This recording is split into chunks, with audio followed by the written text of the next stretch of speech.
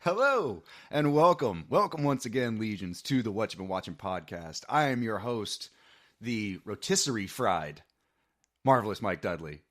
Joined as always by my co-host, cohort, and youngest brother.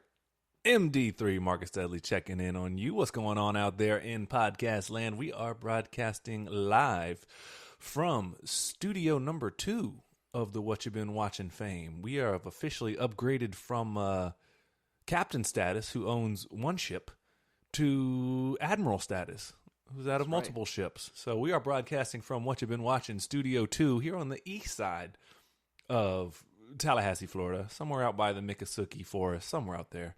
You'll find us. We just want to give a shout out first and foremost to Kesta for the lovely song, Always Bright. A shout out to the lovely MK Dudley Art for the awesome banner that always hangs upon this. And Mr. A1, as always, just because he's got hits after hits. You can find him at a1reality.music@gmail. If you want any propositions for beats, he'll make you some. You can make a beat out of banging on some tin cans and ruffling some chip bags if he had to. I'm sure he could. I heard he was playing DJ on a Victriola. Any other sponsors or plugs we got going on to announce? Or did we cover our bases for once? Where can they find us at? Oh, yeah. They can find us at What You've Been Watching podcast at gmail.com or Facebook.com/Dudley Bros Podcast. That is 100%. And please write us in. See how kind we are, Michael. We give a shout out to our sponsors before we even. I was out there picking up, stray cats the other day, so I'm out there. Yeah, I was trying to rustle them in with a piece of turkey. I was out there printing coupons I found in the newspaper out at the library and just giving them out to people. I don't know if they're valid or not, but you got a coupon and only one way to find out. That's right. You got to go to the store. Can't win if you don't play the game. That's son. right. That's right. I was out there selling bootleg lotto tickets before they shut me down. How'd I win a chicken sandwich? You just combined the two bits. Well done, right. sir. Slowly but surely one of my favorite bits we're doing now. It's just putting random places in. It's like a fucking non sequitur, almost like a Far Side comic book. So, anyways, what's been going on with you, my guy? Just plugging away, man. Just usual grind at work. I'm a little under the weather right now, so if there's a little rasp in my voice, if there's a little phlegm, a little smokiness, that's why. So just pardon me on that one. We're gonna work through that and all grow together. That's good. I was just gonna blame it on us being at a second location in a second acoustic room, but just bear with us. We're trying to get this podcast done quickly and efficiently as possible. Like we had mentioned earlier, we're playing with new mics now, trying to get it all focused. So soon we're gonna get it all locked in, and it'll just be consistent, smooth as butter every damn time. Where if you get a McDonald's burger in Oregon, it should look and taste the same as a McDonald's burger in Florida. Kind of shit. You know what I mean? That level of consistency. You feel me? Now, what you got to do is you got to move to the Midwest, like the flyover states. That's where they do all their their food testing. They're like, ooh, what if we added bacon flavored Pepsi or something like that? Like that's where they do all their food testing. So that you get some wild shit there. Oh, that sounds disgustingly intriguing in a weird way. Oh, anything else you want to talk about though, man? Anything else happen in your world? Or I know I'm heartbroken and happy at the same time. What happened? Well, if you haven't figured it out by now, I'm not 100% sure when this is gonna air, but the process of Florida State getting screwed over. Oh yeah. Anybody that knows me or listens to this podcast at all knows that I'm a pretty diehard Seminole fan, and college football jumped the shark officially, man. Yeah, apparently BCS ranking is based on wrestling booking now. It's like, yeah. Well, we just want to bring in the people that the teams are going to bring the most audience and the most advertising dollars. I'm like, so perfect seasons don't count for shit then, huh? No, it's not a one. They say it was never the most deserving team, which it historically has, but it's like maybe the team that earned it. Sure. How about that? Before we start saying the words deserving, because that heirs to some level of entitlement, but when people earn something, it's like, all right, you should probably do the right thing here. And so it's I'm not big on tinfoil hat conspiracy shit and like the media, but like you can tell ESPN had their hand in like, we want an SEC team in here, and of course we're gonna have 2 1-loss teams jump you. So I'll spare it all. That's all football talk for another day. But disappointed about that. But don't want to overshadow the fact they are indeed ACC champions. And not only that, I sometimes don't mention it on the podcast because they're just constantly kicking ass. Because the Lady Seminoles in whatever sport, you name it, are doing their damn thing. Dominant. It's like last year, it's like, oh, the women's softball team's going for the World Series. They're like, yeah, I'm not surprised. Right. This year it was like 8 games in or like 12 games in or whatever. They're like, the women's soccer is undefeated. I'm like, I knew they were doing well. Didn't know they were undefeated. 12 games is pretty good. No, they just won the national title. Oh, well, hot damn. And were undefeated to do so. Well, but that doesn't really count. See, what they're going to do is they're going to bring in some, other team because... Roll Tide. Oh, Jesus Christ. Yeah, no, just that's the other thing. It's just not that team. But anyways, but yeah, man, I sometimes don't mention it because they're just constantly just kicking ass. Every time I look up, they're like, oh, women's basketball's in the Elite Eight. You're like, yeah, I'm not surprised. So big shout out to the Lady Seminoles. I'll say this. As a Florida State alumni, I love that we are dominant in both sports and beautiful women. I can't speak for the academics, but...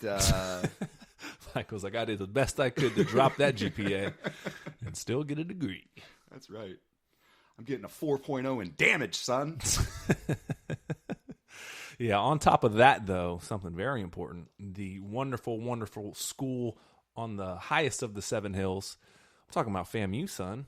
Mm-hmm. Motherfucking SWAC champions, dog. So yeah, this is just championship city around here. So that's right. Trying not to be overshadowed too much by the bummer shit, but it hurts, man.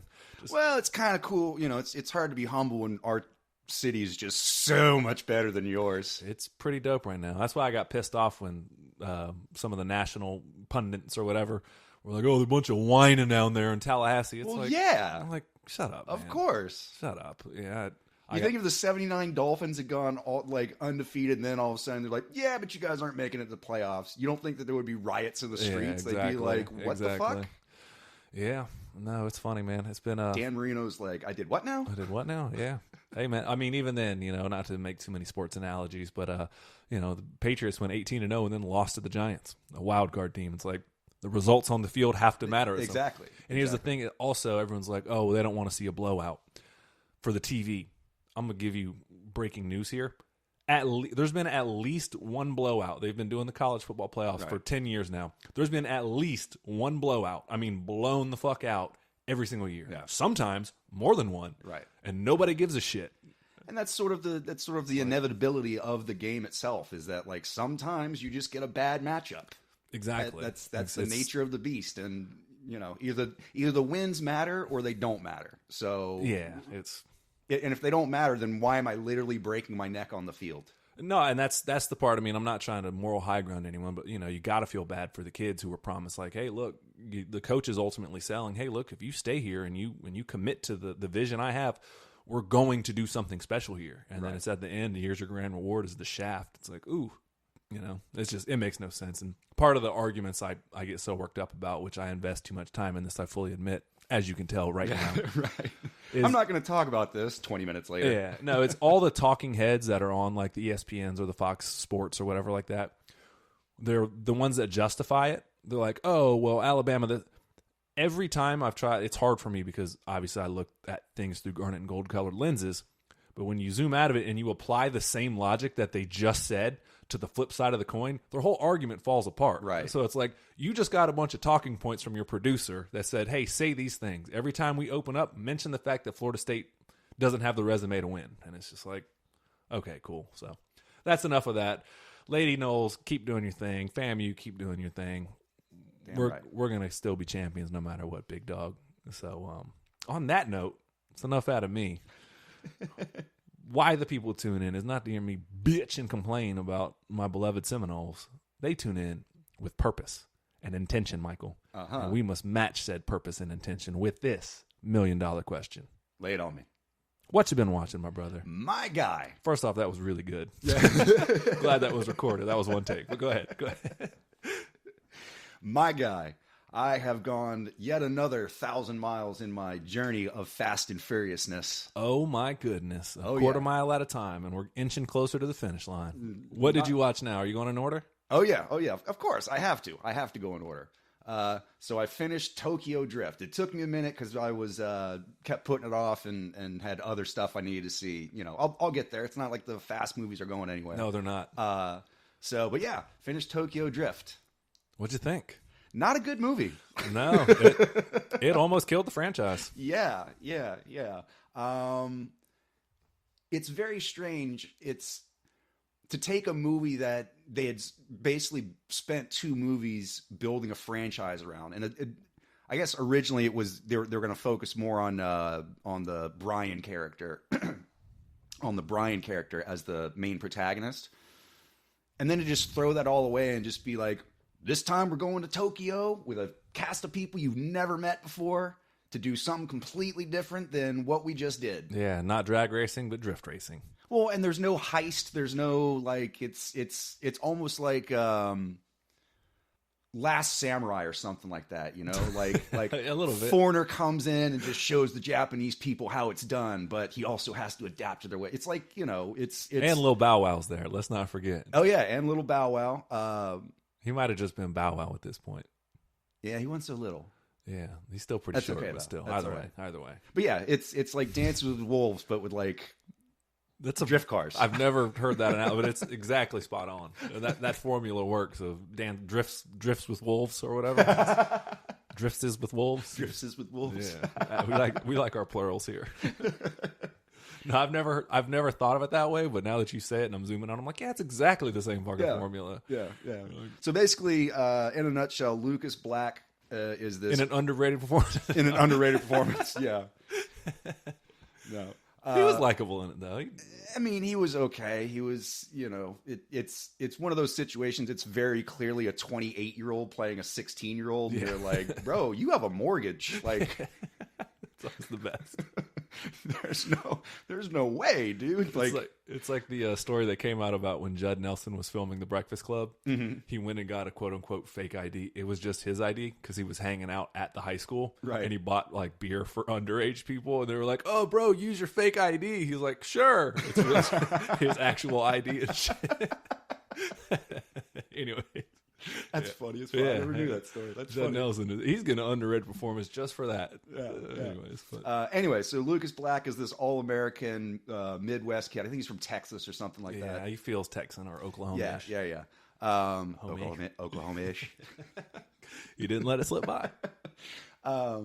Who gets into a bit of a kerfuffle with the law and has to go move to Japan with his dad. His auntie and uncle in Bel Air. I mean, pretty much. Anyways, I'm sorry. I'm interrupting with jokes. I hate when that happens sometimes on the back end, so I'm going to be quiet unless you start the movie. That's right. Goes to live with his dad in Tokyo, who, I don't know what his dad does. Apparently it's something with the embassy or something like that. Why he lives in a hovel shack in like the poorest section of Tokyo, I don't understand. I probably think the embassy would take better care of their people, but I don't know. I don't have government foreign jobs. Me neither.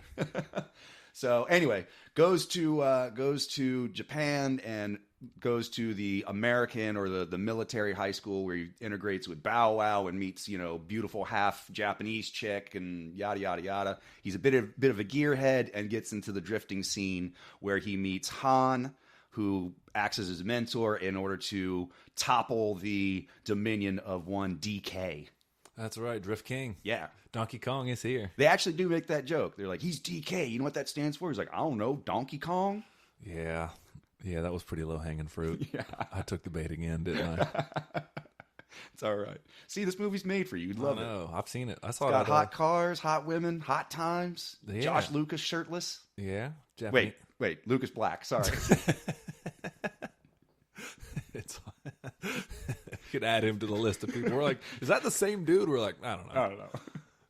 Typecast. Anyway, so Josh Hartnett goes to Japan. Yeah. Pretty much. Louis Black goes to Japan. Yeah, that'd be a very different movie. He'd be just angry the whole time. What do you mean I gotta race these cars? That's a good Louis Black. Not bad. Your impressions are sometimes not bad. Sometimes not bad. And sometimes they're Borderline. pretty bad. Let's just leave it at borderline. Yeah. Thanks, I appreciate that. Yeah.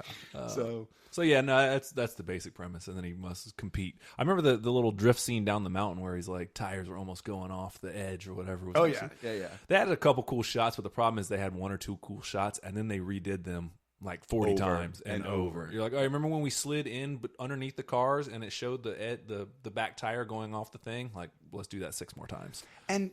But this time from the left. Yeah. And the problem is that you can tell it's one of those bad CGI jobs when you can tell exactly like cut to cut when they use a real car and when they use a CGI car, because it is very, very obvious. Like the CGI is way more neon. It pops bigger, like the colors are more saturated, like they're more vibrant. Sorry. Whereas the real cars, like you can tell, like, oh, they filmed this at night, and so everything has like gray and black tones to it, and it's a little bit more muted in the color scheme and stuff like that. And then they'll they'll do a shot of a tire rolling on the pavement or whatever, and then they'll immediately cut to a wide angle of both the cars rolling down the mountainside, and you can tell like, oh, those are CGI cars. None of that is real. Yeah, they overdo it a little bit. Isn't it Justin Lin that did it? Justin Lin, yeah. Which I'll say this, he did very much so become the director of choice for this franchise down the road. So maybe this was like, we're going to throw you something. I mean, because he definitely after 3, they kind of reset the entire franchise with 4, which we'll get to that when you get there. But 4 was a little bit of a reset for everything. They kind of reintroduced new things and brought back Dom, brought back Paul Walker. Spoilers. Yeah, whatever. And then even you think they'll bring back Paul Walker again? They already have. Have they? Yeah. Damn, I can't wait to get into this. Oh my God, it's crazy. Zombie Paul Walker? He's not a zombie, but race. Oh man.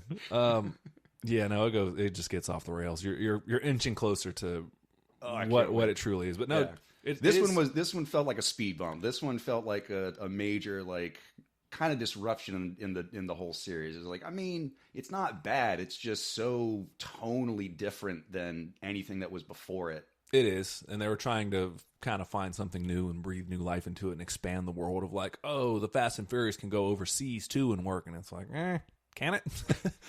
Apparently, because now they're just James Bond in cars. Yeah, they're like, it barely worked in Miami in the last one. Let's be honest here.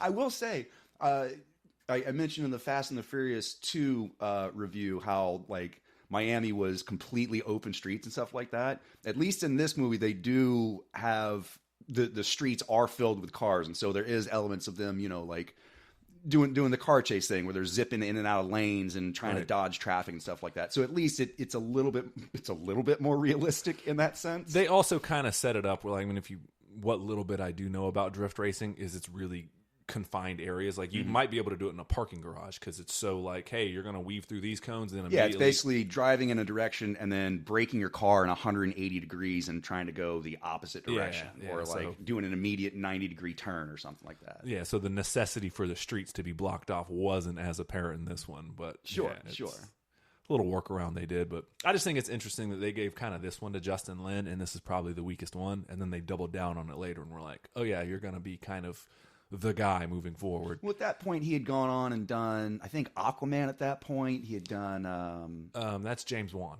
Never mind. Yeah, that's the guy that did Saw. It's James Wan. Oh, okay. And then the other guy of Saw directed that movie. Oh, man, it just slipped my mind. It had... shoot, I can't remember. Well, you know what they say. If you've seen Wan, you've seen Lin Amal. So bad. I'm just going to shove that joke in there and just ham-fist that one. I was about it's not David Gordon Green, because that's the director. It's David something about like they put an implant in his spine and he could do all these flips and kung fu shit then. That was the other director I saw. Upgrade. Thank you. Yeah. What's the actor's name? It's a three named actor. I don't know. Joseph Gordon-Levitt. Yeah. That was the movie I was thinking of, Upgrade. Yeah, that was the other guy that did Saw. So, yeah, James Wan is the other dude. But yeah, Justin Lin kind of became the helm for it. I know he took a step back in Fast 8 for F. Gary Gray, the director of Friday. Oh, I loved his book, The Grapes of Wrath. I don't even know who you're trying to say. Oh, I'm sorry. That's F. Scott That's Fitzgerald. F. Scott Fitzgerald. Actually, no. That's actually Steinbeck, but never mind. I know Fitzgerald did Gatsby, right? Yeah. Yes. Yeah, okay. See? Surprising you with all my Fast and Furious knowledge today, aren't I? That's right. Naming off directors. I never read it, but I saw the movie. I didn't. I don't know. Something about a green light and Leonardo DiCaprio is like Wolf of Wall Street in the 20s. I don't remember. I don't care. Boring. He said, yes, Huey, but it was boring. Anyways, what else on the Tokyo Drift? Let's see. They do this weird thing where like people will be talking in Japanese and then they'll have subtitles. And then sometimes people will be talking in Japanese and they don't have subtitles. Did you watch it with subtitles on? I did, but even then, they still wouldn't put what was being said in Japanese in subtitles. So probably because the main character wasn't supposed to know, which is a weird artistic choice. Or like they would do the immediate or was thing, irrelevant. Yeah, or they'd immediately do the thing like, wait, what did you say? And then he would just repeat. But like still, like you got to play with that, you know? Like you either put the subtitles down or just fuck it, have everybody be like, everybody in this high school speaks English. Yeah, which is always fun. It's like everyone in old times always speaks with a British accent. Uh-huh. Yeah, or anyone that's supposed to be sophisticated is a British accent, or anyone of power, which I was like, oh, let's give him to fucking Hannibal Lecter. So, what's Ray Fiennes doing? I know, Get right? him up. Which that's the one thing I did like about What If is they got an American actor to do the voice of Uatu, the Watcher, in the What If cartoon. Yeah, Jeffrey Wright. Jeffrey Wright. Yeah, that's it. I almost said Jeffrey Rush, but that's a different Jeffrey. It's a very different. Yeah. So I did kind of like that they did that, but anyways, we're way off the rails. We're way off the grid. Yeah, we're talking about Fast and Furious Tokyo Drift, sort of. And then of course, in the end, you know, he has to blend both cultures. So in order to win the race, they get an American car. I think it's like a Shelby or a Stingray or whatever, one of those like. But then they soup it up with Japanese motors because Japanese building, Japanese engineering. Yeah, they're not wrong. I mean, you know, like I drive a Toyota right now. That'll probably be my next car too. Yeah, one way or another, I'm going to die on this car. Yeah, pretty much. So of course it's. He said, "Die on this car." So of course it's the perfect fusion of like. We must blend both cultures together, but only then may we triumph over our enemies. So, you know. And it works. It prevails, Michael. Yeah, Unity prevails.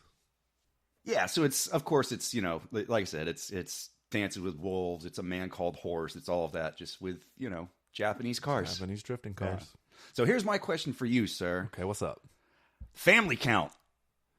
How many times do you think that they say family in this?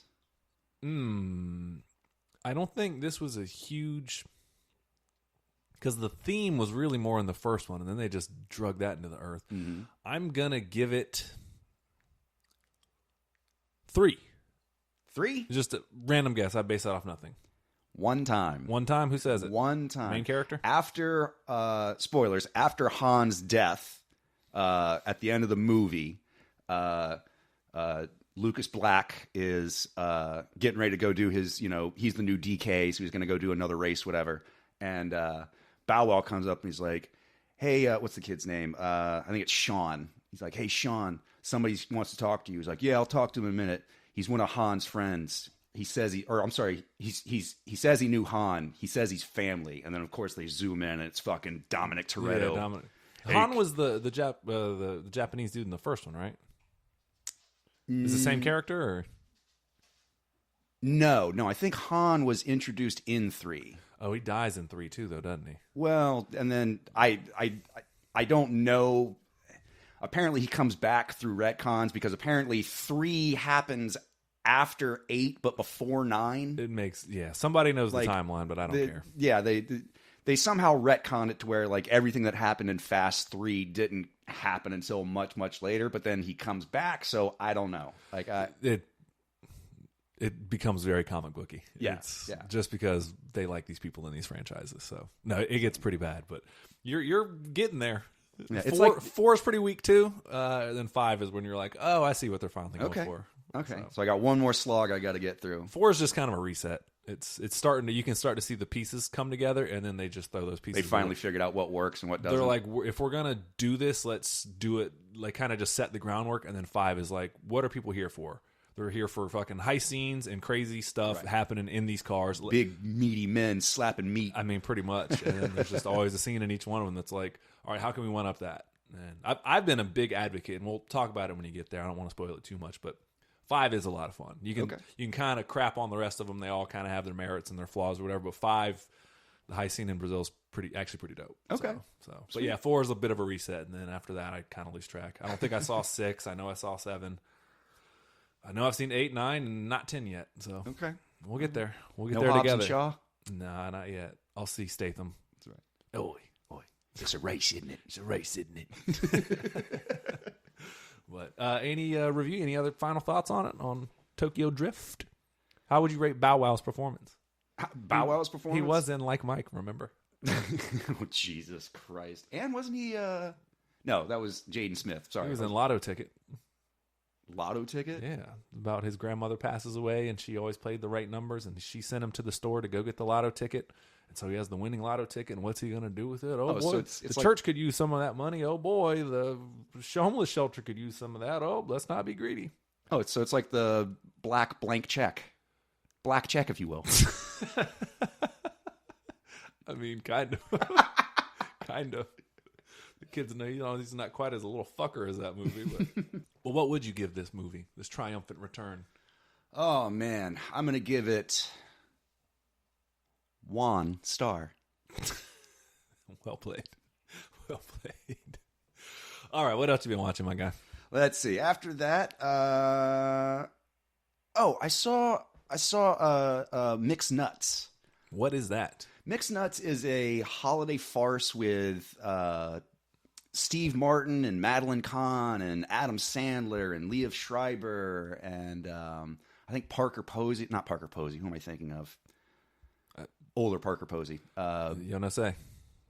It'll come to me. Anyway, but basically it's the story of it's a suicide prevention hotline in L.A. working through Christmas Eve and sort of just all the eclectic, funny characters that sort of come through. Like Liev Schreiber plays a transgender woman. Okay. And to his credit, like they actually don't play it for loud. It's not just like, oh, it's a man in a dress for funny. Like he actually plays it like, no, this is he believes he is a woman or is a woman. Whatever. I got you. Yeah. No, it's not trying to. It's not a comedic thing. It's not a bit. Right. That's kind of actually the reason why Tu Wong Fu, thanks for everything, Sally Jesse Raphael or whatever. No, I'm dead serious. That's why that movie works. It's like they're not doing it. It's like you could be like, oh, look at Wesley Snipes in a dress. Like he plays it as if And John Leguizamo was phenomenal. He's so good. Yeah. I mean, like, but anyways, we go off the rail so quickly. It was just a reason for me to shoehorn in some Johnny Leguizamo talk. Johnny Legs. I'll give him another underrated performance right now if you want me to. He's got enough. But who did he play? What was this? Chichi Rodriguez. Yep. Yeah, that's it. He did a lot of research in that, and the fact of he's like he was saying the people he knows that are in that community or whatever, he was saying they can never match their skin tones or whatever, so they typically just go really white faced or whatever, at least in the Puerto Rican community, and they go past wherever their clothes is going to be, just just in case, yeah. And so he was saying like he took all that to heart and really swung for it. So, that's awesome. That's awesome. Yeah. So, anyways, what are we talking about? Mixed Nuts. Liev Schreiber. Yeah. Sabretooth. Yeah, that's right. It's just a fun comedy movie. I wish I could remember who directed it. Let me look this up. Hold on. Directed by the great Nora Ephron, turns out. So okay. Yeah. What else did I believe she do? She did Sleepless in Seattle, When Harry Met Sally, Michael. John Travolta, the Angel movie? Yeah. Oh, man. I remember that for some reason. That's right. It came out around the same time as the movie Powder. And what was the other one? Phenomenon, yeah. Phenomenon is Michael is Angel John Travolta. Phenomenon is John Travolta with psychic powers. And Powder had psychic powers too, right? What did he have? And also electric powers. That's right. That's right. That was Sean Patrick Flannery. Who is that? He's the other guy in the Boondock Saints, not Norman Reedus, but the other brother. Oh, that's hilarious. Wasn't Skeet Ulrich in that too? No, that was like healed or saved or something like that. That's Skeet Ulrich with Jesus healing powers. Oh, that's right. See, all those movies probably came out within like a 2-year span. That also had Tom Arnold as the bad guy. Which one? The Healed? Jesus nice. healing power ones. Yeah. I can't remember. Yeah, real keeper. Anyway, it was probably Giovanni Ribisi I'm thinking of. He was in everything. Anyway. Seth Green. Yeah.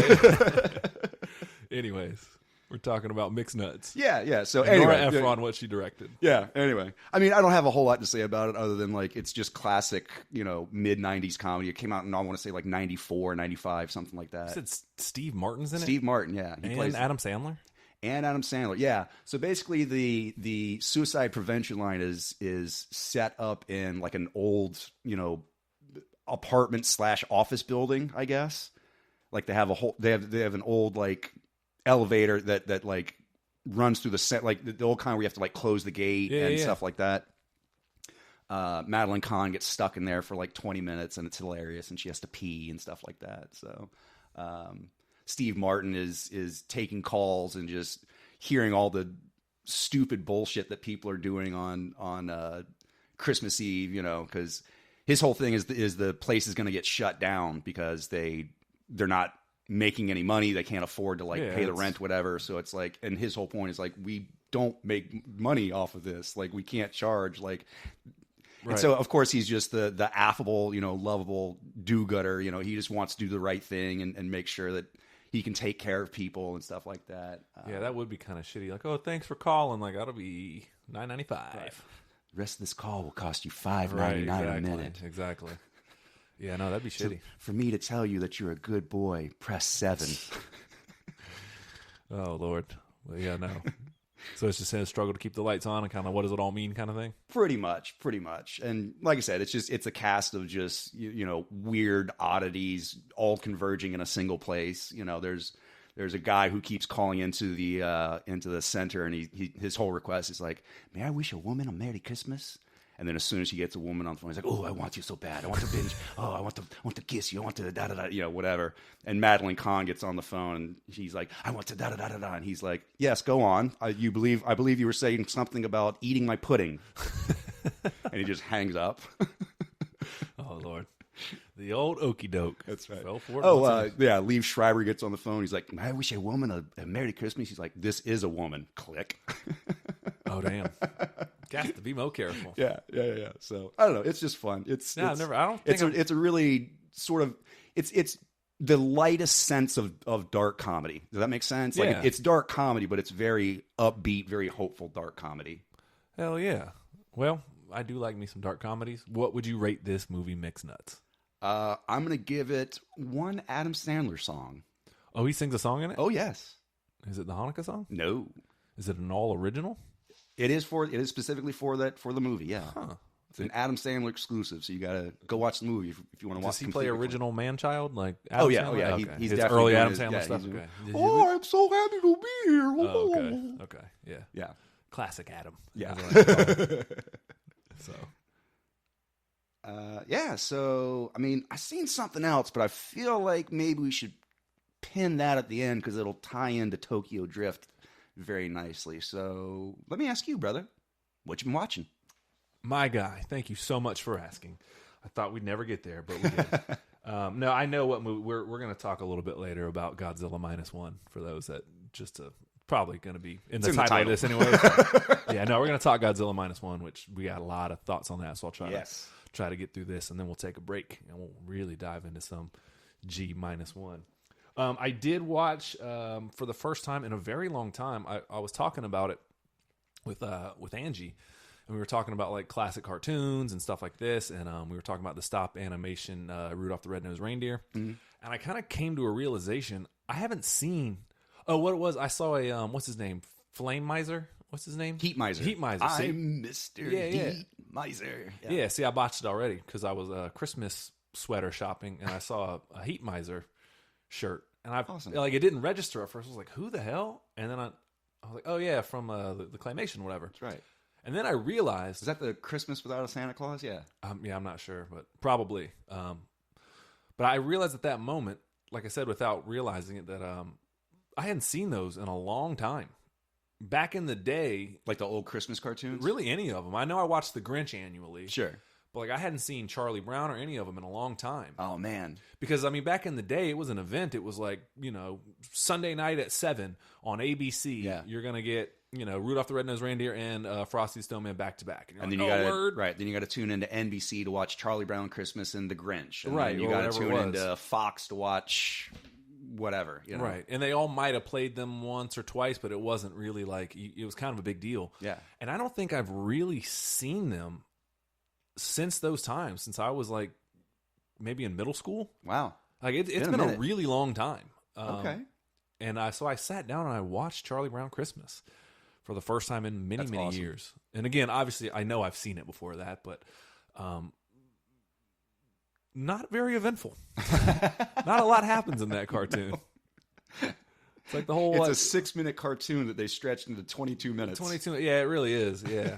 It's like pretty much he gets the tree, they cuss at him a lot, but they're like, F you, Charlie, you suck. And they're like, oh, it's not so bad a tree. And it's like, man, you guys are kind of mean to this kid on Christmas. And the whole... he did have one job. Yeah, he does botch it pretty heavily. You know what I mean? Like, and he's not that good of a play director. He bails pretty quickly. He like comes in. I can't work under these conditions. Yeah, he starts barking a bunch of stuff. And I'm like, all right, we're going to set the bar really, really, really low for you. Just go get a tree, a big one. Because we're going to, the commercialization of Christmas, whatever. And, yeah. And he botches it. And I was asked the question, who is cooler, Scooby-Doo or Snoopy? And without hesitation, I said Snoopy. You think so? Hold on. That's not a shot at Scooby-Doo. Okay. Scooby-Doo is cool as hell. Right. Upper echelon in terms of like cartoon animated dogs, he's upper echelon. Yeah, no, he's just cool as hell in any metric. Like, it's like him and Paw Patrol. I mean, pretty much. But like Snoopy's the OG. His persona is Joe Cool. Like he's that dude. He's been that dude. You're not wrong. He's also cool enough to not care. You know what I'm saying? He's kind of a dick sometimes. Like just admittedly, he just kind of is. But he's pretty rad, man. In terms of just being cool, I had to give it to Snoopy on that one. But he never did shoot down the Red Baron, so... Yeah, but he lives to fight another day, though. That's true. Another day for World War I flying ace. Exactly. So, I mean, hey, let the Scooby-Doo, I don't know if fear is necessarily cool, but he kind of makes it cool, which says a lot. But I don't know. Who do you think? What would be your answer? Because I was Snoopy pretty quick off. I was like, and it's not a shot at Scooby, but Snoopy is the OG of it all, man. I mean, I just was never... Like, I like the Charlie Brown Christmas and it's the Great Pumpkin, Charlie Brown. I like the specials and stuff, but, like, I never really read the Peanuts cartoon and, comic strip as far as, like, ooh, I can't wait to see what that dim-witted bald kid is up to again, So, yeah, I mean, for me, I definitely have more of a connection with Scooby-Doo, but... Doesn't mean he's cooler. No, it just means I grew up... that was more my flavor of Kool-Aid growing up, So the wrong answer is what you're saying. I asked you a subjective thing. Yeah. Well done. Yeah, no, I actually was not. I'm not huge into Peanuts, but Snoopy has always been my guy. I've loved Snoopy forever, and I still always will. It's like a couple things to me will never get uncool, and it's like Snoopy, Ninja Turtles, the Coca-Cola Bears, and Calvin and Hobbes. It's like I love me some Calvin and Hobbes. It's just any one of those four things. It's like I'm cool with it. I like pro wrestling. I like titties. I like naps. But no, it was nice to finally go back and kind of watch Charlie Brown Christmas and just kind of appreciate it for what it is. Love it or hate it, it is a classic. Whether it stands the test of time, you can kind of be but a lot of strong. The message is very clear. It's slight Christian overtones, but essentially the message is it's not about what you have for the holidays. It's about coming together with people and sharing what everybody has, sort of. Rejoice, man. Right, our Christmas comrade. Right, right. Oh man. If I had to rate it though, I would give it it wasn't so bad a tree after all. Which is pretty good review. So did watching this awaken any desire to go revisit some of the old classics like the Heat Miser or the Frosty the Snowman or anything like that? Good question. It does actually, and that's next on my list. Okay. Maybe I don't know when all this is airing. We're kind of dating ourselves a little bit, but it'll be. I'm going to be watching them throughout the continued holiday season. So, and even then, it's. Like, I know Rudolph, again, it was a big deal as a kid, and I know certain lines from it, Right. like, oh, she said I'm cute, Right. like all that stuff. But it's been well over 10 I want years. to be a dentist. Right. It's been well over 10 years since I've seen it in its entirety. Like, well over. Again, I watched The Grinch Every year. every year. Yeah. Yeah. And it ain't Christmas till Pinky tells me that it's Christmas. Every year I always watch, and it's a really obscure cartoon. It was done by I want to say it's a Looney Tunes cartoon, but it was directed by I think Chuck Jones. It's called Peace on Earth, Goodwill Towards Men, and it's basically a post-apocalyptic tale about The Fall of Man. yeah, basically. Now, mind you, this came out in, I want to say 1934, 35. So like right before the onset of World War II. Well, before the Americans got into World War II. And basically it's about how humanity kills itself. And then all the woodland creatures, after the dust settles, comes out and they find a Bible and they basically read the passage of, peace on earth, goodwill towards men. And they basically build out of the ashes of the fallen man's world a Christmas story. And a utopia. And a utopia, yeah. So it's this really... It's a really good cartoon. It is a really, really good cartoon. It's the animation is... Like I talked earlier about it being very dark and also very light. Like the descriptions of that the grandfather squirrel is reading to his little chipmunk grandchildren or whatever. He's talking about man was this hulking beast with long arms and a pointed stick and a long snoot that came down into his belly. Talking about the old World War I gas mask. And beady eyes that never blinked. Talking about the goggles and stuff like that. Like in a hard head and this and that. And so the actual imagery that they use to show the desolation of man. I mean, literally, there's bombs falling. There's people running and getting shot down, and you can hear gunfire and people screaming. And then at the end, it comes down to two men on opposing sides, and one fires and wounds the guy, and then he fires back and kills the guy, and then he succumbs to his wounds. And so out of that, the woodland creatures all come out and build this utopia based on this book that apparently no human ever read. They go to Wise Owl and he's like, seems like a good book to me. Shame they never read it. Yeah. Yeah. Again, strong Christian overtones for Christmas. Yeah. But again, the message is still good. The message ultimately is like, come together or perish, stop fighting, stop being so stupid about all that, and just, especially during Christmas time, enjoy the season, enjoy each other's company, enjoy the act of we're going to put aside our differences and all come together for one unified celebration. That's what's up. No, it is I know exactly what cartoon you're talking about. I used to play it for me quite often, and still one of my favorites, man. But I know, to answer the question, it did make me want to go back and watch some of the old stop claymation ones, which I think are Rankin and Bass technically, right? Yeah, I think you mentioned that. So I'll be checking those out here and maybe just wait a whole year to review them again, but we'll see. Right. Until then, it wasn't such a bad tree after all. I like it. Yeah. No. Other than that, to pivot to something that also has some pretty strong religious overtones. It is not a movie, but Angie had a birthday in October, and I bought her.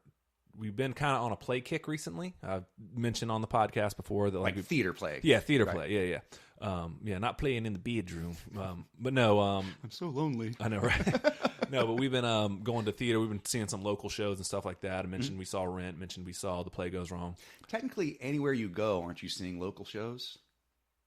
I think Broadway might be the exception. If you go to Broadway, but if you're in Broadway, isn't that a local show? I guess if you live there, yeah. I guess, yeah. But either way, we're going to smaller theaters, I should say.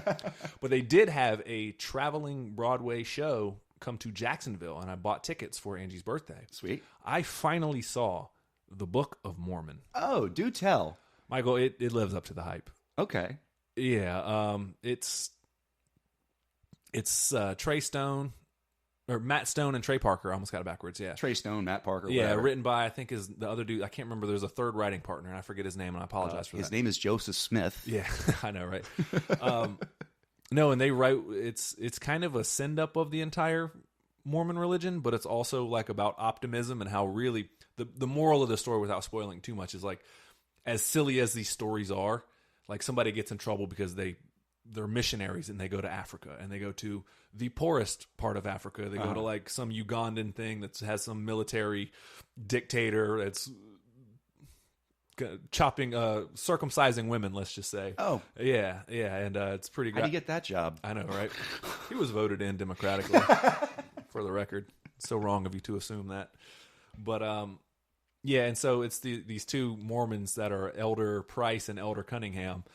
And Elder Price, he's like the Marvel student at the missionary in Salt Lake City. They're like, oh, or not the school, as it were. The where you do your seminary. Seminary, thank you. That was what I was looking for. He's like the A+ student. Seminary. He's the A+ student. His whole thing, he jokes about. He's like, I want to go to Orlando. He's like, Orlando is the place of paradise. And they send Why Orlando? There's a whole song about it. Okay. Yeah. As per usual. Yeah, I'm not. Everything else is explained in song. Yeah, no, it's brilliant. Yeah, he went when he was a kid, and ultimately it was a place of wonder. And he's like, that's where I can do the most good. He gets paired with a bumbling kind of buffoonery kind of guy, low tier on the seminary. Okay. And they get paired together and go kind of an Abbott and Costello kind of thing. A little bit. They're both very optimistic and stuff, and one, Elder Price, the novel student, kind of has a crisis of faith as they go. Okay. Crisis of faith as they go, and they realize, like, I'm not going to do any fucking good here. So it's really, really funny. Just some of the concepts of one of the characters, Elder Cunningham. He tells him very early on. He's like, I lie about things. And at one point, they finally try to convert the village, and Elder Price has his own crisis or whatever, and he runs off. And so it's ultimately Elder Cunningham teaching this Ugandan tribe stories about Mormon that aren't the actual stories at all. It's like, and then the Avengers came, and and it just gets way off the rails. And it's so fucking funny, Michael. It is. Okay. I'm not big on theater, but I can see why it won however many Tonys it got and won Best Musical. It's genius on a lot of different levels, man. Okay. Yeah, I've always appreciated Trey and Matt as sort of performance artists. Like they're very genuinely good songwriters. It in the same vein as like Weird Al is a great songwriter. You know, like. Could they do just a straight up rock song? No, probably not. But they can make fun of anything to a tune. Yeah, I mean, I don't know. I think they're better. Blame Canada got nominated for an Oscar. I think they're better musicians than people ever let on. Oh, for sure. I think it shows. But I just mean in terms of like if you're looking for them to be like a Rush or a quote unquote legitimate bands, like that's not their shtick. That's not their groove, you know. Oh like, yeah, I got you. But they very much are comedic songwriters, but in terms of comedic songwriters, they're pretty fucking high songs, up there. Though it's like Dewey Cox works so well because they are funny songs, but they're good songs. But they're also very well written. Yeah, no, I think South Park is a lot of that too, and it really shows here. My favorite song, and this is I won't spoil it too much, but there's a song that they break into as everyone, I'm not like trying to be mean or whatever, a lot of the villagers have AIDS. Okay. And that's just one of their many perils. I shouldn't laugh at that. No. I mean, it's South Park. Like, you can't be offended and like, just don't watch South Park. Right. Like, don't go. Like, but there's all sorts of issues that are plaguing. Obviously, there's a warlord. There's people starving to death in the streets. And so I don't want to spoil it too much, but I'm going to a little bit because I can't do it justice. I could tell you about it. You still have to go see it. Sure. But they ultimately come up with the saying, the villagers, and it's Hasa, Diga, Ebo, I. And they're like, is that like one of the Mormons is like, is that like Hakuna Matata? He's like, kind of.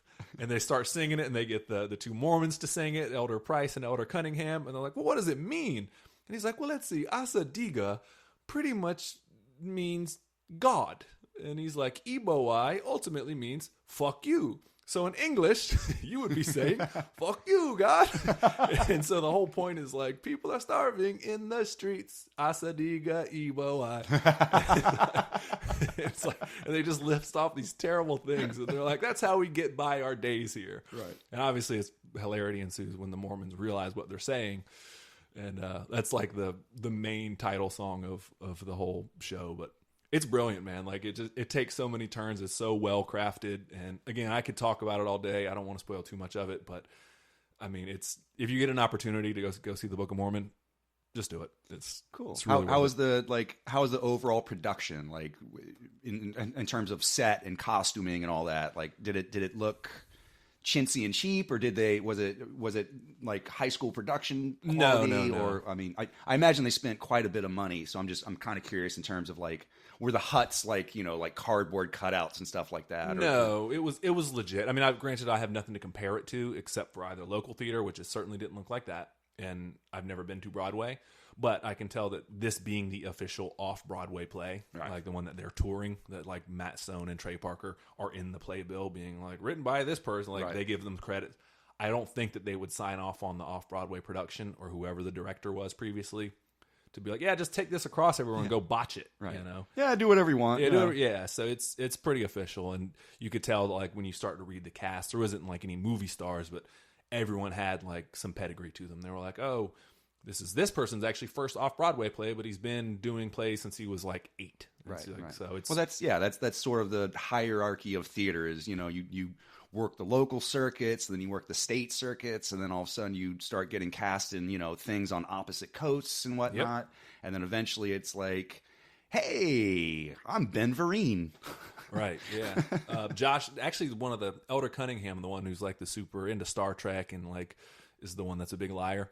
He was actually played by Josh Gad on in Broadway. Oh, nice. And so it's a little bit, his character is very much so like Olaf or whatever, kind of like, oh, hey, I'm doing this. But you can tell like... That was a really good Olaf, by the way. It actually was, yeah. Appreciate that.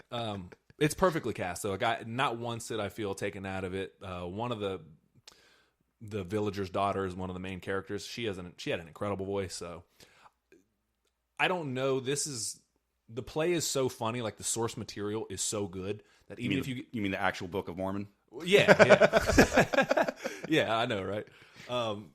That's pretty good. No, but I mean, what Matt and Trey wrote is so good that even if it was a local theater, like it's kind of like pizza. You could only fuck it up so bad as long as the outcome is close to pizza. It's like still going to be edible. You have a few basic key ingredients, and you know, some dough, some sauce, some cheese. Put it in an oven for I don't know, a couple of minutes. Yeah, like it's hard to fuck it up. Right, the writing of it is so good that like even if you get to see a smaller production, I would go. It's really really funny. Awesome. So yeah, I enjoyed it. And unfortunately, on the way back, we got caught in a tornado warning and had to spend the night halfway between there and Jacksonville. Oh no, so, yeah. Where was that? I don't even know what town that would be. It was Lake City.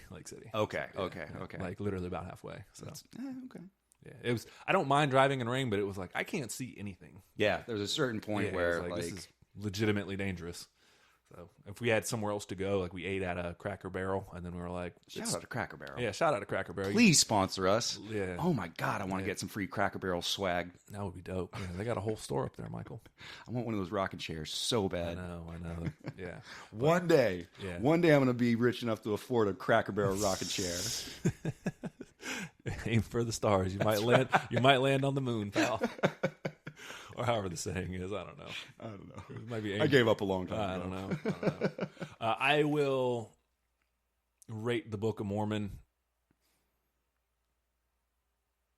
2 frogs. Yeah. 2 frogs? 2 frogs.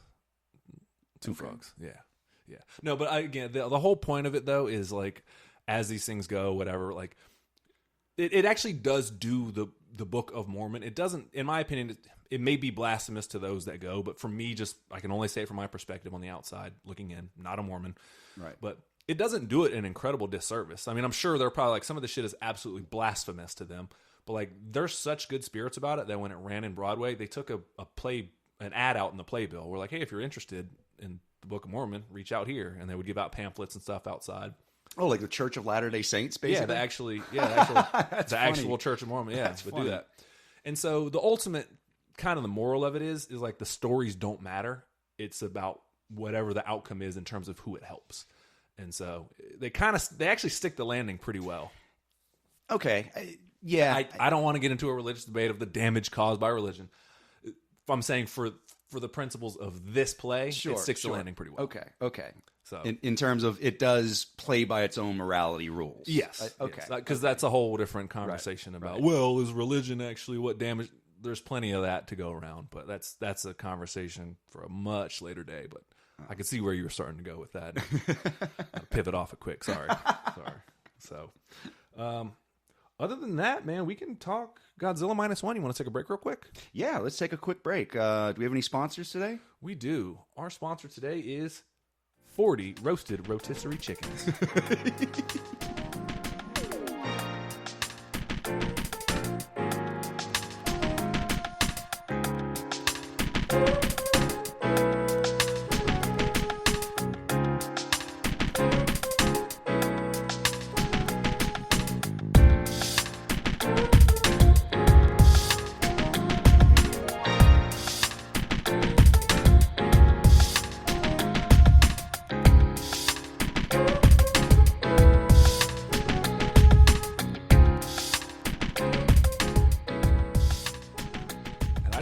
Why I lack the drive of this man.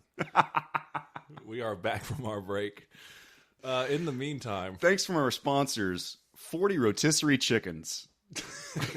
You can do it if you put your mind to it.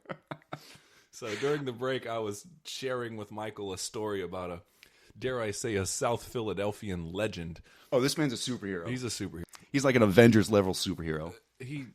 The man There's Iron Man, Captain America, and Chicken Man. Dude, the guy ate 40 rotisserie chickens in 40 days. And the flyer that he posted for his not a party when he consumed his final chicken. I'm making it the image for the episode. So just look at that flyer. And then follow that story down the rabbit hole and see if you're not as equally as entertained as I am. We literally have spent the past, 20 minutes, half an hour. Oh, at least. Just double it over, just reading. It's the best article written since, we'll put it on Hunter S. Thompson. Well, yeah. Pure gonzo shit, man, for It's real. pure gonzo journalism. We'll put the article on the Facebook page, or we'll post. You'll it. find it in it. Don't We'll worry. put it again in the episode. It's. I'll post it once a month. I don't give a shit. It might be the new What You've Been Watching logo for all I care. The flyer that this man. Fuck made. you, Matthew. Yeah, what have you done? But the man made a flyer where he was going to be to consume his 40th chicken in as many days. And Michael and I have been sitting here laughing about. We read the news article, and Michael's so. I'm glad that he's here because this is my second time reading the article, and I laughed just as hard the second time because he's here with me. And I'm so glad he appreciates it. Last night at like 11 o'clock, I was peeing myself laughing, rolling around in the bed, just giggling to myself. Yeah, dude, it was bad. It was bad. But we're here now, so thank you for... What's his name? Alex Tominski. Alexander That's Tominski. It. You are hereby What You've Been Watching hero I'll of put you legendary status. I mean, you're going up there with Jeremy Renner's for I was just about to say. We're just going to put a rotisserie chicken up there. On the wall. Just the bones of it. Oh, my God. Starts at noon sharp on the abandoned pier behind the Walmart. This is not a party. This is not a party. I love that he's so South Philly. He had to specify, this is not a party. This is just a man fucking up his 40th chicken. 40th foul in a row. And what have you done with your life is the question here.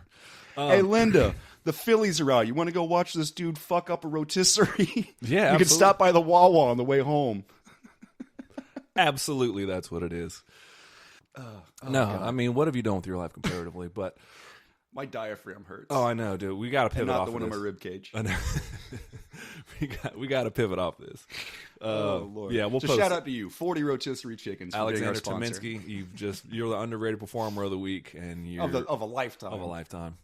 I wish I could strive for something as excellent as that, sir. Right. One day in my life. I will never. There's the Michelangelo's David, Alex Tominski, yeah, and Goodfellas. I will never accomplish anything as good as any of those. When we get our 1 millionth stream on Spotify or whatever, we're gonna throw that shit directly in the trash.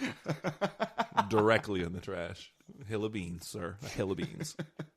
All right, we are here to pivot off of 40 rotisserie chickens, and we are here to talk about Godzilla -1. Ooh. What did you think about it? Tell the people, Michael. I mean, I loved it. I mean, just I actually plain did and too. simple. It's a true return to form of a classic Godzilla story. I mean, you watch the I think it's what, 53, 54? Whatever it is. Toho, which is essentially, you know, unstoppable force is coming to stomp Japan, and it's sort of it's not just the story of the tragedy of the impact of that event, but also like how people cope with it and how people sort of deal with the knowing that the conflict is coming and they can't stop it. Absolutely. Do you run? Do you fight? Do you hug your loved ones one last time? You know, what do you do? It's also analogous, if that's a word, I think it is, Yeah. of Anal Gus. I know, right?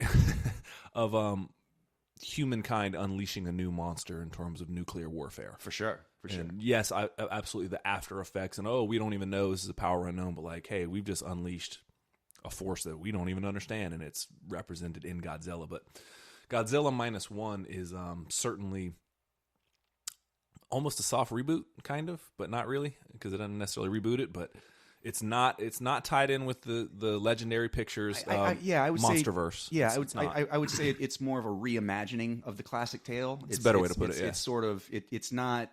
I mean, who knows? Maybe it might launch a whole new series, but I'm for it if they do. I mean, spoiler alert, they do kind of end it on a cliffhanger where like maybe there's gonna be another one, maybe, but yeah.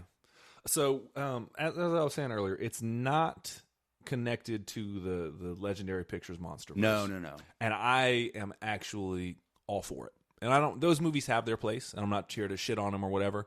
But this is a true return to old school Godzilla form, and actually put out by Toho Studios. Like I said, it's put out by Toho Industries. It really is a classic reimagining of the original story. I mean, in terms of in the original Godzilla movie, Godzilla is sighted. There's a brief period where they, the Japanese defense forces have to plan that Godzilla is going to make landfall. What do we do when he finally hits the city? He eventually does hit the city. People react. There's, scientists trying to plot and figure out how do we eliminate this basically unstoppable force, which is also what happens here, albeit in a very different way. Yeah, you couldn't just do the oxygen bomb again, or the right. Yeah, I mean they kind of do a little bit. Kind of. It's but yeah, it's we can spoil it, but we'll get there though. But then on top of it also being a really, really good Godzilla movie with, all the wanton destruction and the impact of what happens when disaster strikes in your backyard. There's also a really, really good human element to it, which I've always sort of had a problem with in Godzilla movies. Like 9 times out of 10, especially in the legendary pictures, the Godzilla, I think it started off in 2015. I think so. 2015, 14, 16. Yeah, the one with Elizabeth Olsen and Aaron Taylor Johnson and right. It was Gareth Edwards. Yeah, exactly. Which I mix up with Gareth Evans, who directed The Raid, but here nor there. Same thing. Yeah, right. Yeah. Welcome to the What You've Been Watching podcast. Right. Yeah. But there's also a really good human element, which I've kind of always had a problem with, especially in the 2015 version, where like with Millie Bobby Brown and you're not talking about the 2015 one. You're talking about King of Monsters. Or okay, the sequel sure. to the Right, 2015. Right. Yeah. Go ahead though. But even still, with the Aaron Taylor, Gareth Edwards one, there's a certain element where once you unleash Godzilla, like sort of once you pull the sheet off the monster, I kind of don't give a fuck about the human element. I just want to see monsters smashing shit. And I think that this movie does a really, really, really good job of making me care about the human storyline. Like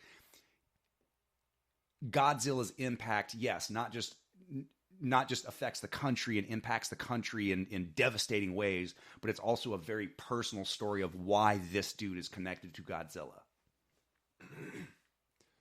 It is personal to him, and it's also very personal to the country of Japan. I mean, arguably that might be Japan's most famous star of all time, But in the sense of the movie and how they contextualize it there, it's post-World War II, and so the Soviets and the Americans are at are at wit's end, and Right. neither one of them are willing to risk war with the other one by helping Japan. They're just like, Right. we're going to stay out of this entirely, and help's not coming. Right. So, So once Godzilla hits, it's basically like, hey, you guys are, a ransacked or a you country guys that, are on your own. yeah, that has already exhausted all of its natural supplies is in what is it when you hand over military supplies after you lose a war?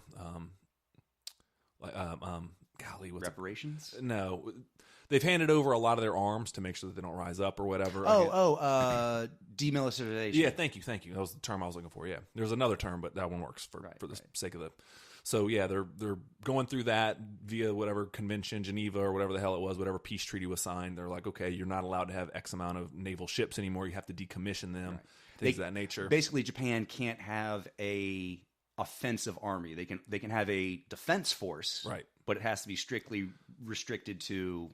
So ultimately, it's like, how do these people who have just been ravaged by a nuclear bomb and the bombings of just beyond the nuclear ones, but like the fire bombings, the on fire Tokyo bombings and of Nagasaki, Tokyo, and, yep. So like, how do these people rise up when an even arguably greater threat and the galvanization of these people? Ooh, galvanization. I know, and it's captivating, man. Because like you said earlier, I usually don't give a crap about the human element.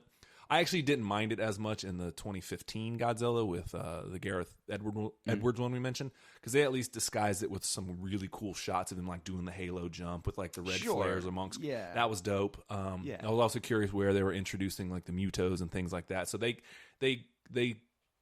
did a well enough job in that one, obviously, but this one, they really hammer the emotional point home. Mm-hmm. And I think that's kind of why this one works for me. And my big beef that I had with the sequel to the Godzilla mentioned earlier, the Gareth Edwards one. Godzilla versus Kong. No. Godzilla King of Monsters with King Ghidorah. There's a certain point in the movie where it's hitting the climax. All right. It's the third act is underway, whatever. And we're getting to the climax of the film. And at one point, they realize Godzilla's here to help. He's here to restore the balance. King Ghidorah is going to destroy us all. So is Rodan. And so Mothra and Godzilla are teaming up to stop King Ghidorah and Rodan. Mm. All right. And at one point, the humans realize, oh, Godzilla's on our side. So they have this awesome shot of Godzilla running into the city of Boston. All right. And there's like F-22 jet fighters flying behind them. Mothra swooping in. Right. And I'm like, oh, America. And it's like Godzilla. Right. And it's about to be like, this is what I've signed up for when I'm thinking of Godzilla versus King Ghidorah. And as soon as they do that sweeping shot, they immediately cut to Scooby-Doo and the gang on the ground. And I remember thinking to myself in the theater and saying it out loud, I don't give a fuck what you're doing at this point. And not because I didn't care about the characters or they didn't have personal stakes, but it was inconsequential to what they were doing. Right. And somebody worded as, if you fail your mission, you're fucked. Right. But if Godzilla fails, the world is effed. Right. So why do I care? Do you want tyrannical dragon overlords? Because that's how you get tyrannical dragon overlords. Exactly. And so it was inconsequential to the greater story at that point. Yeah. And at it's that like point, I don't give a fuck what 11 from Stranger Things is doing. I don't give a fuck about. Was it Patrick Bateman? No. It was the dude from the second Planet of the Apes movie, I think. Whatever. Anyway, it doesn't matter. But yeah, and so this one, every time they slow down the plot of Godzilla -1, Lucas Black, that's his name. Yeah, callback. Well played. But every time they slow down the plot of Godzilla -1, I understand that you have to do that in films of just like action movies, things like that, because what you have to do is reestablish stakes and then raise them and go, okay, here's where we were, here's what we lost, here's what we need to achieve. So when they reevaluate the stakes, they're personal to the heroes. Ultimately, what it is the main character, what's his name? Kiyoshi? I'm probably mispronouncing it. Koichi. Sorry. Yeah. I was close, but Samsonite. It's way off. Dumb and Dumber jokes, man. Always good. Wasn't it Koichi? Koichi, yeah. He was a kamikaze pilot that was supposed to obviously fulfill his mission. Right. You know what that means. And midway through, he fakes that his plane is having mechanical issues. Right. So he lands on some island that's like a fuel port or a repair shop. It's some like random atoll in the middle of the Pacific Ocean. Right, basically. right. Yeah, some no-name island. Right. And at that point, when he's there, Godzilla, a much younger Godzilla, emerges from the sea and wrecks shop on this island. And they're like, oh, the locals call him Godzilla, Gojira, whatever. And his task is to go, at one point, they're like, oh, you have a machine gun on your plane. You can, without taking off, you can fire at Godzilla, and he freezes, and he doesn't do it. Mm-hmm. And it ends up everybody but one person gets massacred, just destroyed by Godzilla. In spectacular and glory fashion. Yes. Like, this is... I want to stress that this Godzilla is... a little bigger than a T-Rex, probably. Well, but also it's a much more violent Godzilla in terms of you see him biting people, you see him stomping on people, even in the climax when he's wrecking through Tokyo. I mean, like... Oh, I just meant at that stage, he was a little... He's not a fully developed Godzilla yet. Right, but even then, we get glimpses into like how violent this movie is going to be, because he's biting people in half. He's, flinging them hundreds of thousands of yards into the jungle, whatever. He's stomping on people, and then in the climax when he's full blown Godzilla, I mean, he's just stomping on crowds of people. He's trying to turn down an alleyway, and his tail just takes out an entire building. And you see like people getting crushed by the rubble. It's very like reminiscent of like almost like videos of 9/11 or something like that. It's almost that nerve-wracking and sort of impactful, and just that was the image that was coming to my mind when I was watching the movie. It was like, oh, this is like watching news footage of the 9/11 attacks and just people running and just dust clouds and buildings collapsing. And they do a good job of portraying the people of, I think they're in Tokyo at this point. Yeah. Of being helpless, of them knowing there is nothing I can do. I can run, or I can hide. My odds are probably about the same either way. Yep. Like, flip a coin, dude. Yeah, it's, what do you do? Well, we're helpless in this scenario. But they do a really good job of the human element of this kamikaze pilot then comes back to the homeland, whatever, after this horrific slaughter by Godzilla. He could have potentially ended the whole conflict by just pulling trigger, but for some reason he freezes up. He has like anxiety or performance issues or something like that. Yeah, and he comes back, and obviously the city he returns to is in shambles due to the firebombing and stuff like this. And immediately his neighbor, who is this woman or whatever, starts giving him some shit. It's just like, you were a kamikaze pilot. What are you doing here? Right. If you did your job, my husband wouldn't be dead. Half this village wouldn't be dead, or maybe they wouldn't be dead. But you should, pretty much, she shames the hell out of him. Like, you should be very much so ashamed of yourself. Which is a little bit... It's a cultural thing, certainly. It certainly is a cultural thing. It's a little over the top, but again, I also... The impetus and the importance of kamikaze pilots, especially towards the end of the war, and I'm just going to dad mode out here for a second. I mean, they literally were pinning the entire war on the success of kamikaze pilots. Like, we will fail unless you make the ultimate sacrifice. And like your sacrifice, yes, it's going to cost you your life, but it brings down an entire, naval destroyer, which is 1,300 American sailors. And then they can't launch fighter pilots, and then they can't defend their aircraft carriers. They can't, they can't run greater good. Exactly. And so there's a certain aspect of Koichi having sort of survivor's guilt, not just about not being able to fulfill his kamikaze mission, but also like in the face of actual real danger where like his actions could have saved a lot, maybe not just ended the war, but his actions could have saved his fellow soldiers' lives, and he froze and didn't perform. And how do you kind of live with that and sort of like, not only have I failed once on a grand like national scale, I failed again on a very personal scale. Yeah, and the shame he must carry for all that. Yeah. And you mentioned the survivor's guilt. That's a huge aspect of this whole movie, Yeah. and they really hammer it home. One of the aspects of him not fulfilling his duty or whatever is they're like, at this point in the war, even one of the other mechanics that plays a role later says like, kamikaze pilot, man, I couldn't do it, especially at this point in the war. Like, we know it's over. Right. Like, Right. Anybody with half a brain knows. Like, You're dying for a lost cause. You're dying for a basically. lost cause, man. But hey, good on you, buddy. And he's like, yeah, sure. What do you know? Yeah, it wasn't like I chose this one. I got recruited into it. Right. You know, they sent me a letter, and I was like, cool, I guess I'll go. Yeah, and so with this, I think if the first Godzilla is parallels the nuclear fallout, this Godzilla minus one, I almost said -0. That does not make sense. But yeah, in Godzilla -1, he is very much so. He represents, I believe, and this is, I think Michael may agree with me. Godzilla represents the inevitability of death, and Sure. it is marching towards us all one way or another. And with all this, with the whole ongoing theme of like, hey, Godzilla is the death. You've skated it once by not following your kamikaze duty. You've skated it once by when you did not, when you landed here, and you're like one of two survivors who survives their initial encounter with Godzilla. Right. You come back, and then you begin to think.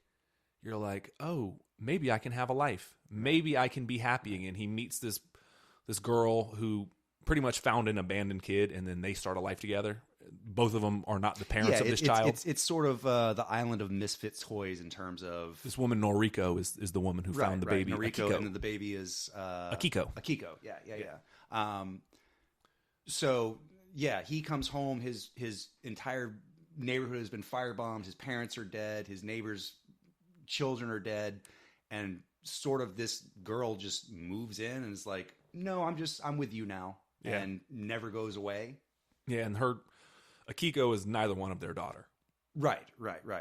Just found, like, abandoned. Yeah, it's one of those. Yeah, Noriko just sort of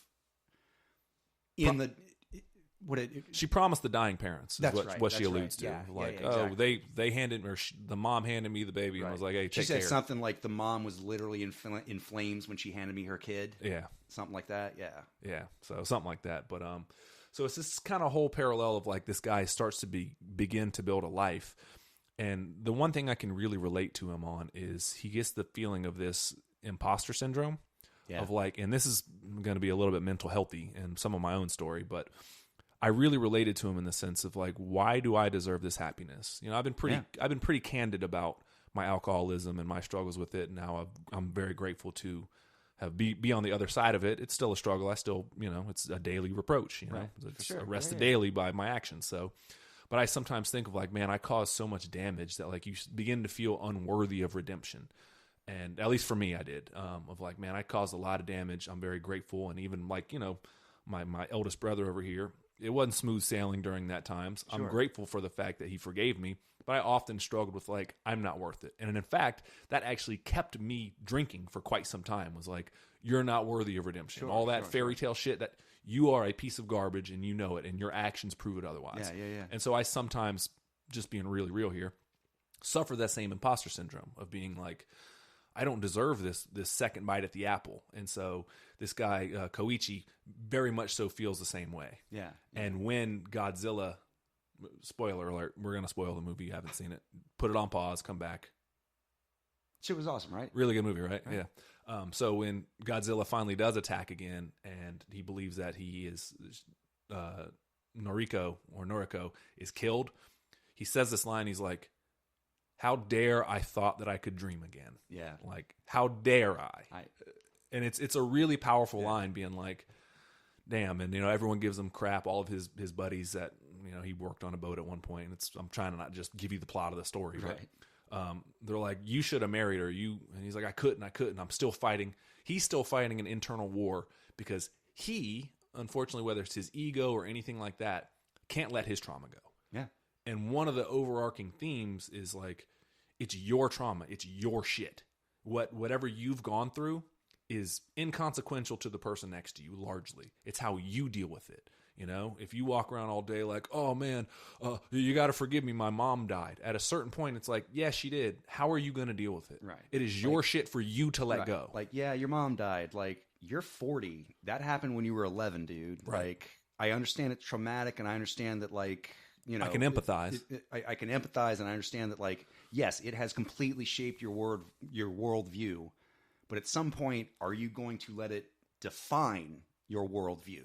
Right. You know, like, at some point, you have to be the one that goes, I just got to set that fucking cross down. Just unload it. Just however. Right. You know, and I get that. You know, I was going to say, as you were saying earlier, talking about imposter syndrome, like I very much suffer from the same thing in terms of everything bad that happens in my life. I automatically internalize as like, well, yeah, because you deserve it, you stupid piece of shit, because you did X, Y, Z, and because you're not a good person, and because you're whatever. Like, it's just a way of not necessarily making it okay, but rationalizing your pain in terms of like, well, yeah, because you're miserable because you deserve it, because your actions have directly led to these consequences. So of course, and it's hard to differentiate sometimes. You know, it's yes, you are ultimately responsible for all of your actions in this world. It doesn't mean that there's necessarily like outside influences or just random happenstance or just, you know, sometimes just bad shit happens and it has nothing to do with what you did or didn't do. Anyway, I say all that to say that, like, I sometimes have a problem differentiating between the two in terms of this is just a thing that happened to me and I deserve this thing that happened to me. So no, that's really well said. I think that Koichi kind of suffers from kind of the same thing. Like, yes, it's you being drawn into being a kamikaze pilot was not your fault.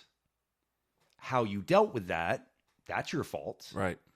You did abandon your shift. You did do these things. So Godzilla storming the island when in his infancy and completely demolishing your friends and crew members, not your fault.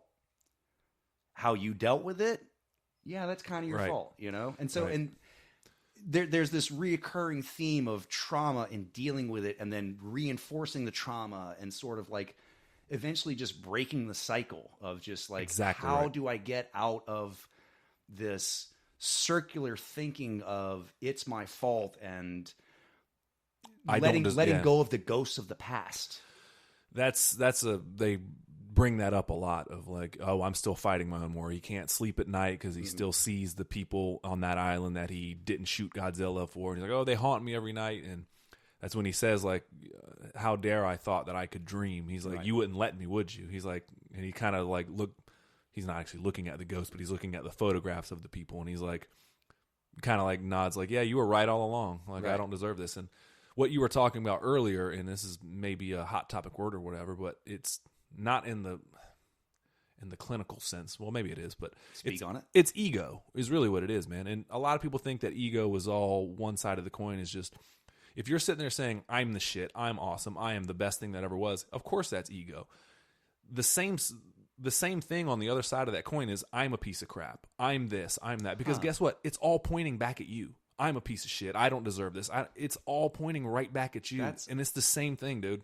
It's just the flip side of that coin. And that's what he struggles with. And so when people think ego, it's like, this dude's an egomaniac because he can't put his own shit aside. It's still really all him. Yeah. You know? I have never thought of it in terms of like that before. I've always thought of ego in terms of like, I'm the shit, you know, I'm the alpha male, whatever. But like, you're right. There is a certain aspect of, there's also a way to internalize that and flip it and just make it like, well, it's my fault. And I'm me. A lot of me's in there. Right. Yeah. Everybody's against me. Fucking, I deserve this. Everybody hates me. Yeah. There's a certain ego to that. I never actually thought of that before. That's actually really insightful. Here to help, my guy. And Godzilla's the catalyst. No, but this is why I love this podcast, because we get to we talk about Godzilla, and then I end up having a really not revolutionary, revelatory moment. Yeah. I get to have a really revelatory moment in terms of like, wow, I never realized that about myself. Like, I never thought of myself as egotistical, but like, yeah, kind of a little bit. Like, there's a certain point of turning it all inside and going like, well, what about me? What about my pain? Right. And that's kind of what he suffers from. And the issue is that when you're on the flip side of that coin being down about it, it's more understandable. It's harder to shake somebody out of that and be like, Right. you're being a fucking egomaniac right now. Sure. Like, yeah, people are far more understanding on that one. So we tend as people just to let it slide and pity that person or whatever. And you're not really helping, but it's also not on you to necessarily help that person. So Right. And his friends try to shake him out of it. His friends are like, hey man, like, and this whole time he's really struggling with something I struggle with a lot too, was like, what is my purpose? Like, I just skated by. Like, I didn't die, with the kamikaze when I got drafted. I didn't die with Godzilla. I didn't die here. When he attacked the city, I didn't die. Like, what am I doing? I'm just here to lose the love of my life and my friends and alienate them. Yeah. Like, he gets a job on a ship. Basically, they go through and their job is to go up and blow up all the mines that were set by the Japanese army and the American naval forces. Like, apparently there was something like 62,000 mines strung along the Japanese coast or something like that. And so he signs up with this ragtag crew of, there's the captain, there's a former like arms designer. yeah, he's an engineer of some kind. Yeah, They call him Doc. He's the professor basically. Right. So you got the boat captain, you got the professor, and then they got the plucky second mate, the kid, basically, who was the deckhand. Too young to join the war before it ended, kind of thing. Still wants to do his part. But yeah, and that kind of ties into Koichi's sort of trying to make amends for his past transgressions, in terms of like, if I can clean up the coast of this horrible war that afflicted my country, then somehow like I'm making a difference. Right. He's making enough money now because it's high danger work to like help the girl Noriko and his quote unquote daughter Akiko, or whatever, who's pretty much his daughter at this point. He's like, oh, I'm making enough money, you don't have to work. She's calling him daddy, and he's like, I'm not your daddy. I'm not your dad, kid. Yeah. I don't deserve you. It's a big thing. So, it's all that being said, there's a lot of really good thematic stuff going on in this movie, and the human element really, it might be heavy-handed for some people. A little bit. I could see. There's touches of it. I dug it though. I really did. I never felt bored by the drama of it all. No. The overarching theme of, if Godzilla is to represent the inevitability of death, then the other part of that is one of the I guess the foils to that, as it were, is the preciousness of life, or how precious. It's a good one. That's a new one. But the preciousness of life, and how it is to be valued, and how he's like, at one point it's like, at one point he wants to fly once again a kamikaze jet into Godzilla. In the grand, I'm going to spare you all the details, but he's like, I'm going to fly this plane into Godzilla's mouth, and that'll be the end. I'll be able to defeat him once and for all. The climax is Koichi has to fly a experimental plane to lure Godzilla to a certain place, but he comes up with an ulterior plan where, well, if this fails, I'm going to load up my plane with bombs and just kamikaze style fly into Godzilla's mouth and try and kill him. Right, because of past experiences, they think that it might work. But we'll spare you all the details. But go watch the movie; it's worth it. It's totally worth it. But at one point, somebody's talking to him. He's like, "Your death is ultimately going to mean nothing. Like, you have a daughter to live for now." And everyone always says there's this big thing, and you'll hear it in certain rooms where people always talk about, "Oh, I'd kill for my daughter. I'd kill for my wife. I'd do this." And the argument that is made in this is, yes, you die for me. Yes, you'd kill for me. Are you willing to live for me? Are you willing to not eat 40 fucking rotisserie chickens every day? Are you willing to stop being a booze hound? Are you willing to stop smoking cigarettes? Are you willing to, live for me? Right. You're talking about the ultimate sacrifice of your life and dying for me. What small end sacrifices are you willing to make to live for me? Right. And so I understand that you're willing to die for this mission. What do you have to live for? Right. And that's the, it starts to become clear to a lot of the characters of like, oh, all this death is meaningless. It is inevitable. But if we band together and live together, like we may be able to stave it off for a little while. And it's really compelling. The idea that they pitch it into like Godzilla is inevitable. Like there is not much you can do to stop him. They hit him with all the big guns, and I'll let you talk about it. But the way they do his atomic breath is fucking dope. It's amazing. His scales like light up blue, obviously, and then they raise up. Like, yeah, and they go up his back and they kind of extend like an extra however many. And then it's almost like pulling the hammer back on a gun. Yes. You know what I mean? Yes. Like you pull the hammer back, you know there's business coming, and then you're just waiting for somebody to pull the trigger. And then you see the hammer fire forward. It's like, that's the money shot. Yeah. That's it right there. His spikes slam home and the beam goes, and there's a brilliant shot of Godzilla lets his atomic breath go and he melts a carrier or like some war machine way off the coast, and it carves a trench. Hundreds of miles you can probably see it. Oh yeah. And in the end, you see Koichi. He's on the ground and he's like, "Oh, this destruction, whatever."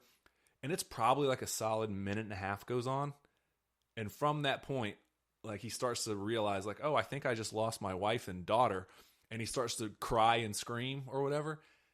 And like it's like I said, it's like a minute and a half later, and then all this blood and mud just starts to rain down on him. And if you think about what force that took to drive something that high in the air and push it that far away for the explosion to hit you a minute and a half later, yeah, it's like Vesuvius or Mount St. Helens or something like that. You know, like the mountain explodes, and then 20 minutes later, you start getting this volcanic rain of ash. You're like, whoa, how far in the stratosphere did they have to shoot this shit? It's a really good shot. To where now it's just finally hitting. Like it's very impactful. It's one of those really well done writing and directorial angles that just sort of show, like, it's so subtle, but it's so important, you know? Like, if you're not paying attention or you don't realize fully what's going on, you'll miss it. But when it finally hits you, you're like, oh, shit. It stood out to me in terms of, like, I thought that they just weren't going to show the impact at all. And then it was like, you start to see it, and it's like, you're like, okay, the damage is far away enough. And then, like, right before they cut camera to the next scene, you get like 3 seconds of it just starting to rain on him. Yeah, and it's just raining blood and viscera like, and debris and ash. The patience of that shot is genius. Yeah. I was really impressed by that shot, man. Yeah, most people would spoon feed it to you, and I was like, well played, director. Yeah. Who I won't try to butcher your name. You've earned enough respect on this movie that usually we just swing for the fences and try to butcher it. I'll try to come back later. But yeah, no, there's a lot of really, really, really good shots in there, and I got to give it credit. The idea of allowing yourself to let go of your trauma and truly try to begin to find your own happiness and peace, it's really powerful stuff, and it's perfectly stated. It's not too heavy, not too light. I mean, again, you might find some of it heavy, but they interject that with enough Godzilla destruction that I was just gonna say, we've been talking about the human element for like I'm willing 15 minutes now, but like, also, it is a really good Godzilla movie. Like, I can't stress that enough. Like, it really is worthwhile. I mean, this movie cost them what, like $11 million, something like that? I think they said that was the budget. So, I mean, $11 million, and you can really, really tell where they spent the budget. I think you and I have kind of talked about this before. Like, if you're going to have a big blockbuster kaiju CGI-driven movie, it's important to spend the money where it's necessary. And they do a really, really good job of all the human elements are very, I mean, like, it could almost be like a Steven Spielberg, like World War II movie, you know, like it looks like it's very historically accurate. It's small sets, you know, small burned out hovels and villages and stuff like that. And then wide angle streets of just like, oh, we're just going to paint this city of whatever in Japan to look like Tokyo 1953, you know? Right.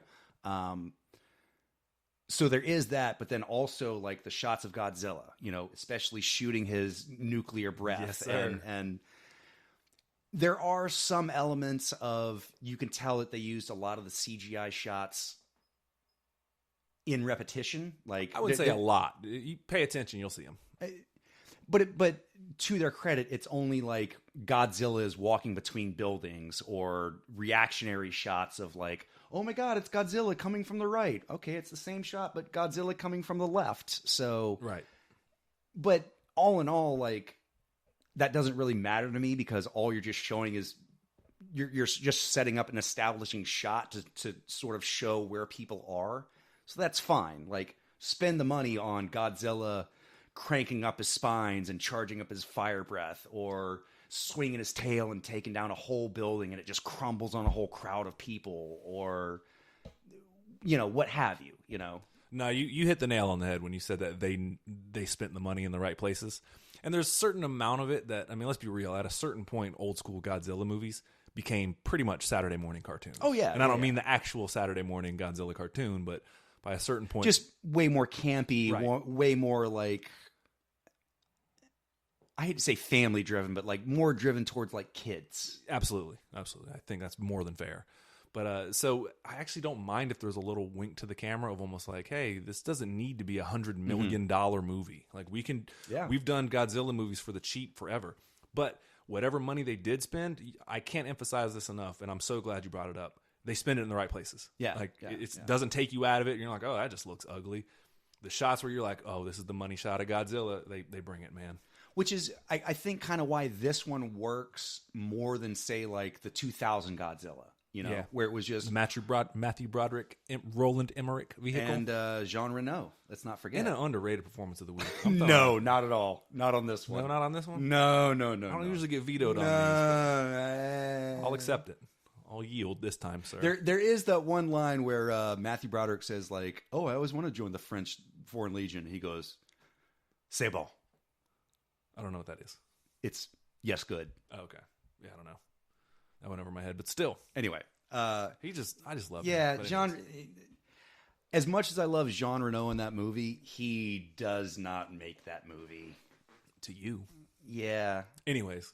I really liked Sarah Jessica Parker as Godzilla. I think it was really good that Matthew Broderick brought his wife in on that one. You're so mean to her. Fuck. Yeah, I know. She's just crying herself to sleep in her millions of dollars on her Beverly Hills mansion while I'm struggling to buy Chick-fil-A. You could still be mean to her and exclude you. Words Listen. and feelings have power. Anytime Sarah Jessica Parker wants to challenge me to a race, I will meet her at Kentucky Derby wearing a big hat. And that's what we call doubling down. All right, but no, you were saying where it faltered against Godzilla 2000? Oh, where... Besides just the bad script. But Right. Yeah. you're talking about CGI, though. Yeah. I mean, just the CGI on that one is... That's a bad example of they spent $160 million to make a CGI movie, and the CGI looks like shit. Right. It's especially bad when you, and I'm not trying to take shots, but a lot of superhero movies have become a CGI fest at the end, and it's like, Fight the big floating thing in the sky. How do you spend hundreds of millions of dollars on this, and it's like it doesn't look that good? And Godzilla, I understand that it's a different type of movie because I guess it's smaller in a weird way, but it looks fine. Some of it just looks like dog crap in some of the higher budget movies. It's like, y'all better get your game right because he's challenging right now, whoever this director is. Right. I think he made an $11 million movie, and it's already made I want to say $80 million or something like that worldwide. I think it made its money back just in America alone, and that was just off the first weekend. Yeah. And it was I think it debuted at number 3 in the box office, which for you, man. Goes to show you, you don't have to spend $160 million to make a movie. Yeah. You can make a movie for conservatively, let's say, $20 million. $20 million. Ask Robert Rodriguez how to do it. I mean, as long as the story is compelling and as long as it's a good movie, people will go see it. I mean, of course, there's also the Fast and the Furious where it's... We're not saying it's $200 million, but that's a spectacle movie. Yeah, those have their place. We're not saying anything about that, but... I'm just saying that doesn't have to be the blueprint. Right. You know? Right. It's not like... Well, yeah, Fast and the Furious made, $180 million just in the U.S., but not everyone wants to go see the Fast and the Furious, Right. You can do an $11 million movie and make your money back. It's been proven. Yeah, I'm rooting for this movie's success on a lot of different levels. 100%. So plus, there is such a thing as bad Godzilla, but like I'm also to the mindset of just make more because some of them are going to be hits. You know, Right. don't oversaturate it because I think that's a little bit where we're at with the superhero market. But every 5 years, if you're like, hey, different Godzilla, I'm like, bring it. Yeah, every 8 to 10 years, break out a new Godzilla. Because if you watch not the original, but the one we mentioned earlier, the Gareth Edwards Godzilla, the 2015 one with Garth Ennis. with Aaron Taylor Johnson. Yes. If you watch that, I don't know how the tone of that movie was the springboard for where they're at now in the MonsterVerse. Oh my God. It pivoted quickly. I think Kong Skull Island didn't help it, but it pivoted from that movie I really took pretty seriously, and now it's like, oh, it's fine. But have you seen the trailer for Kong X Godzilla X Kong New Kingdom or whatever? Kingdom Rising of the Apes? Yeah, I did.